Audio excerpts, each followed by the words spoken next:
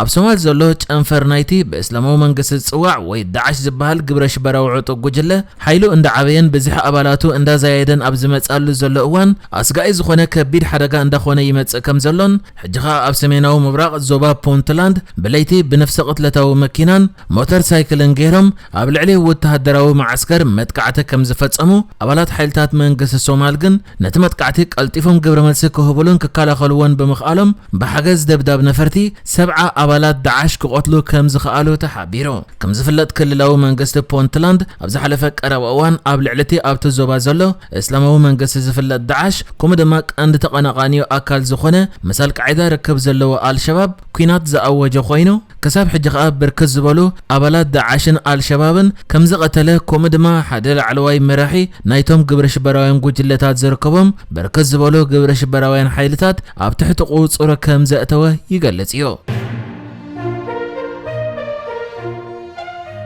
ኤርትራ ብሸውዓተ ለካቲት ኣብ ዝተኸፍተ መበል 38 ኣህጉራዊ ፌስቲቫል ባህልን ጥበባትን ህንዲ ትሳተፍ ከም ዘላ ተገሊጹ ኣብዚ 51 ሃገራት ዝሳተፍኦ ዘለዋ መድረኽ ኤርትራ ብጉጅለ ባህሊ ስብሪት ትሳተፍ ዘላ ኮይና ንያታዊ ባህልን ብዙሕነት ብሄራትን ኤርትራ ዘንጸባርቕ ምርኢት ድማ ከም ዘቕረበት ሚኒስትሪ ዜና ኤርትራ ሓቢሩሎ እቲ ፌስቲቫል ኣብ ህንዲ ዓመታዊ ዝካየድ ኮይኑ ብምትሕብባር ሚኒስትሪ ወጻኢ ጉዳያት ህንድን ሚኒስትሪ ቱሪዝም ህንድን ድማዩ ብርክት ዝበለ ሃገራት ተሳቲፈንኦ ዝካየድ እዚ ጀካ ባህላዊ ምርኢታት በባህላዊ ኣገባብ ዝተሰርሐ ፍርያት ጥበብውን ዝቐርበሉ ኮይኑ ኤርትራ ዝሓለፈ ዓመትውን ብጉጅለ ባህሊ ስብሪት ተሳቲፋትሉ ነይራያ እዚ ብሸውዓተ ለካቲት ዝጀመረ ፌስቲቫል ክሳብ 23 ለካቲት ክቕጽል ምዃኑውን ኣብቲ ወፂ ዘሎ ሓበሬታ ተገሊጹ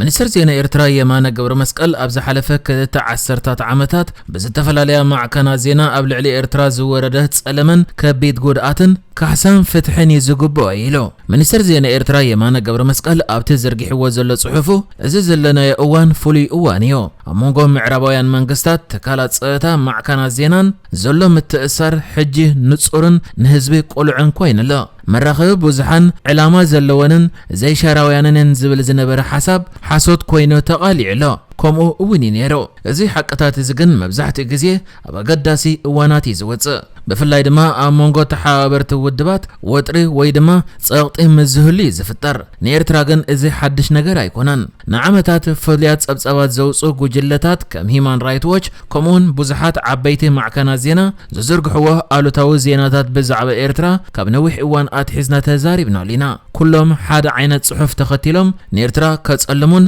እገዳ ክድግፉን መንግስትን ምቕያር ዝግበር ጻዕሪ ከምኽንዮም ዝፍቱን ነይሮም ምናልባት ግን ሕጂ ኤርትራ ብዘይ ዝኾነ ይኹን ተሓታትነት ኣብ ዝሓለፈ 2 ዓመታት ዝወረዳ ከቢድ ጉድኣት ፍትሕን ካሕሳን ክትሓትት እዋን ይክብል ሚኒስትር ዜና ኤርትራ ኣብ ዝሓለፈ 2 ዓመታት እዞም ምስ መንግስቲ ጥቡቕ ርክብ ዘለዎም ማዕከናት ዜናን ዘይሻራውያን ዝበሃሉ ትካላትን ኣብ ልዕሊ ኤርትራ ጸለመ ከውርዱ ከም ጸንሑን ካሕሳን ፍትሕን ከም ዝግባኣን ይጽሒፉ የማነ ገብረ መስቀል ነዚ ጽሑፍ ዝርግሕ ዘሎ ኣብ ዝቐረበ እዋን ብፍላይ ድማ ፕሬዝደንት ኣሜሪካ ዶናልድ ትራምፕ ናብ ስልጣን ካብ ዝመጽእ ሒዙ ገለ ፍሉጣት ማዕከናት ዜናን ፍሉጣት ዘይ መንግስታውያን ትካላትን በተዛዋወረ መንገዲ ምስ መንግስቲ ርክብ ከም ዝነበሮምን ዝረኽብዎም ወላውን በተዛዋወረ መንገዲ ካብ መንግስታት ይመጽእ ከም ዝነበረ ቃልዕ ኮይኑ ኣብ ዘለወሉ እዋን እዩ እዚ ይኹን እምበር ሚኒስትር ዜና ኤርትራ የማነ ገብረ መስቀል ኣየኖት ትካላት ወይ ኣየኖት ማዕከናት ዜናዮም ምስ መንግስታት ቀጥታዊ ርክብ ጸኒሕዎም ከምኡ ድማ ኣየኖትዮም መንግስቲ ክልወጥ ዝደልዩ ጸንሑን ኣብ ልዕሊ ኤርትራ ጸለመ ከውርዱ ጸንሑን ብልክዕ ኣይገለጸን ኮይኑ ግን ኣብ ዝተፈላለየ እዋን ገለ ማዕከናት ዜና ብዛዕባ ኤርትራ ብፍላይ ድማ ምስ ሰብኣዊ መሰላት ብዝተሓዝ ኣብ ዝርግሕኦ ዜናታት ሚኒስትር ዜና ኤርትራ የማነ ገብረ መስቀል ጸለመ ከምኡ ድማ ኮነ ኢልካ መንግስቲ ንምግምጣል ዝግበር ፈተነታት ንምድጋፍ ዝቐርብ ናይ ጸለመ ዜናታት ብምባል ክነጽጎ ተራእዩ ሎሚ ኣምባሳደራትን ወከልትን ብሪጣንያ ኣሜሪካ ዓዲ ጣልያን ጀርመን ፈረንሳን ሕብረት ኤውሮጳን ኣብ ኣተጋባብራ ስምምዕ ሰላም ፕሪቶሪያ ብዝምልከት ምስ ፕሬዝደንት ግዚያዊ ምሕዳር ክልል ትግራይ ጌታቸው ረዳ ከም ዘተዩ ተገሊጹ ጌታቸው ረዳ ነቲ ምዞም ኣምባሳደራት ዝተገብረ ዘተ ኣመልኪቱ ዘርጊሕዎ ኣብ ዘሎ ሓበሬታ ምስቶም ኣምባሳደራት ኣብ ወሳኔ ከምኡ ድማ ኣብ ሁሉ ፖለቲካዊ ኩነታት ትግራይ ዘተ ኣካይድና እቶም ዲፕሎማስያኛታት ምምላስ ተመዛበልቲ ኣብ ምትግባር ስምምዕ ፕሪቶሪያ በቶም መዳርክቲ ኣካላት ቀዳምነት ክወሃቦ ዘሎ ጉዳይ ምዃኑ ኣስሚሮም ሎ ተዛበልቲ ንምምላስ ኣብ ዝግበር ጻዕሪ ድማ ሙሉእ ደገፍ ክገብሩ ቃል ኣትዮም ኣለዉ ውሽጣዊ ፖለቲካዊ ጸገማት ትግራይ ከዓ ብቐንዱ ጊዜያዊ ምሕዳር ክልል ትግራይ ፌደራል መንግስትን ካልኦት መዳርክቲ ኣካላትን ኣብ ግዚኡ ንተመዛበልቲ ናብ መረበቶም ክምለሱ ብዘይምኽኣሎም ዘጋጠመ ምዃኑ ተሰማሚዕና ኣሎ በተወሳኺ እቶም ኣምባሳደራት ኣብ ትግራይ ኣብ ክንዲ ብቐጻሊ ኣብ ስልጣን ዘተኮረ ዘይኣገዳሲ ጉዳይ ክትዕ ዝፍጠር ኩሎም ኣብ ትግራይ ዘለዉ ወገናት ንውዕል ፕሪቶሪያ ክድግፉን ኣብ ምሕጋዝ ተመዛበልቲ ህዝቢ ከተኩሩን ኣተሓሳሲቦም ክብልውን ሓቢሩላ ኣብ ትግራይ ሓይልታት ትግራይ ዕጥቂ ናይ መፍታሕ ምስንባትን ናብ ማሕበረሰብ ናይ ምጽንባርን መስርሕ ብሰንኪያ መንጎ ኣዘዝተ ሓይልታት ትግራይን ሰራዊት ምክልኻል ፌደራልን በዝተፈጥረ ዘይምስማዕ ከም ዝተቋረጸ ተገሊጹ ኮሚሽን ሃገራዊ ተሃድሶ ኢትዮጵያ ዝተጀመረ ሓይልታት ትግራይ ዕጥቂ ናይ መፍታሕን ናይ ምጥያስን መስርሕ ከም ዝተቋረጸውን ኣረጋጊጹሎ ምክትል ኮሚሽነር ኮሚሽን ሃገራዊ ተሃድሶ ተስፋ ዓለም ይሕደጎ እቲ ዝተጀመረ ዕጥቂ ናይ መፍታሕ መስርሕ በቲ ዝተመደበ ክቕጽል ኣይከኣለን ኣብ መንጎ ኣዘዝተ ሓይልታት ትግራይ ሰራዊት ምክልኻልን ዘይምርድዳእ ተፈጢሩ ኣለ ኢሉ እቲ ኣፈላላይ ኣብ ጉዳይ ዕጥቂ መፍታሕ ከም ዝኾነ ድማ ሓቢሩ ንሱ ኣብ ዘረብኡ ንሶም ማለት ኣዘዝተ ሓይልታት ትግራይ ሕቶ ኣልዒሎም ኣለዉ ሰራዊት ምክልኻል ድማ በቲ ዝተጀመረ መስርሕ ኢና ክንከይድ ዘለና ኢሎም በዚ ክፍተት ተፈጢሩ ተወካሊ ሰራዊት ምክልኻል በቲ ተጀሚሩ ዝነበረ መስርሕ መሰረት ዕጥቂ ንምርካብ ፈቃደኛታት ኣይኮነን ዝብል ቅሬታ ኣቕሪቡ ኣሎ ብምባል ኣብ መንጎ ኣዘዝተ ሓይልታት ትግራይን ሰራዊት ምክልኻል ፌደራልን ዘይምስማዕ ከም ዝተፈጥረ ኣረጋጊጹ